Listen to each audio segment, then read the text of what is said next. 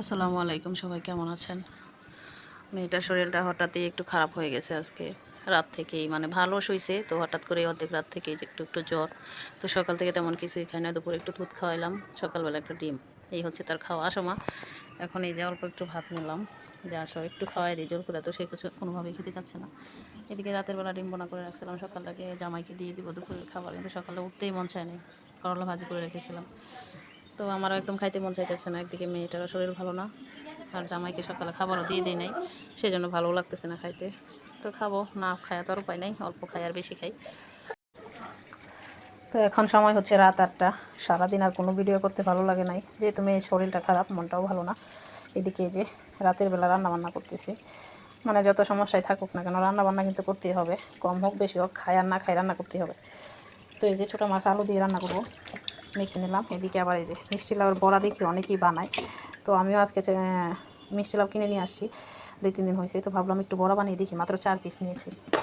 আর এদিকে যে লাউ ভাজি করবো। আমি কখনোই মিষ্টি লাউ ভাজি পারফেক্ট করতে পারি না, তো আমি আবার রেখে দিছি যে আমার জাল আসলে তারে বলবো ভাজিটা করে দিয়ে, সে আবার সুন্দরভাবে ভাজি করে। তার ভাজি গলে না, আমি বলি যে তুমি ভাজি করো, গলে না, কিন্তু আমার ভাজি কেন জানি গলে যায়। তো মেয়েকে নিয়ে পড়াইতে গেছে, দেখি অপেক্ষা করতে দেখি আসুক, না আসলে দেরি হলে আমি নিজেই করব। তো এক এক করে যে বড়াগুলা দিতেছি, অনেকেই দেখি মিষ্টি লাউয়ের বড়া বানায়, তো আমি ফার্স্ট টাইম ট্রাই করতে দিয়েছি। ভর্তা খাইছি কিন্তু বড়া খাই নাই কখনো। তো সবাই সাথেই থাকুন।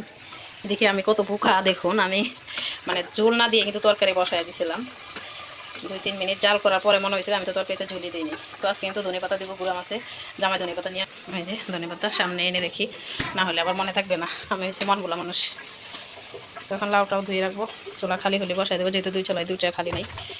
এদিকে বড়াগুলো একটু দিয়ে দেন। মিষ্টি লাউ কিন্তু সিদ্ধ হইতে বেশি একটা সময় লাগে না, হয়েই গেছে এক সাইড। আর ওদিকে চলো না, আমার মেয়ে কী করে দেখে আসে।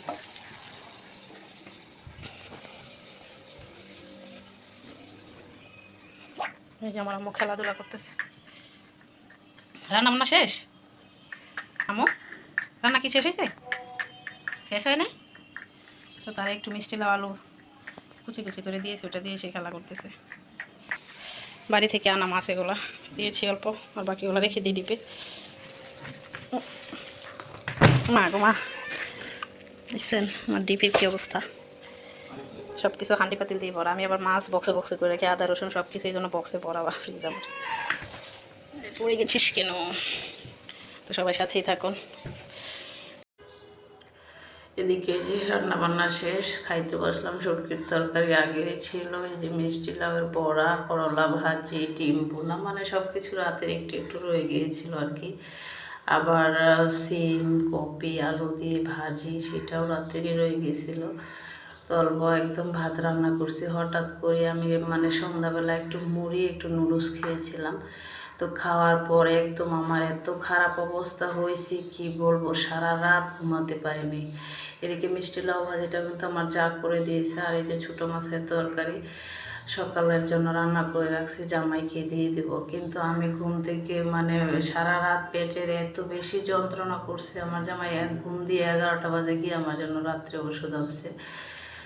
মানে আমার পেটে সারা রাত আমি ঘুমাইতে পারি না। একদিকে মেয়েটারও জ্বর, আমার পেটের এই অবস্থা, আবার আমার জামাইয়ের চাপা ব্যথা, মানে সারা 3জনই প্রায় অসুস্থ হয়ে গেছি। কি যে একটা নাজেহাল অবস্থা, সারা রাত গেছে বলার বাইরে।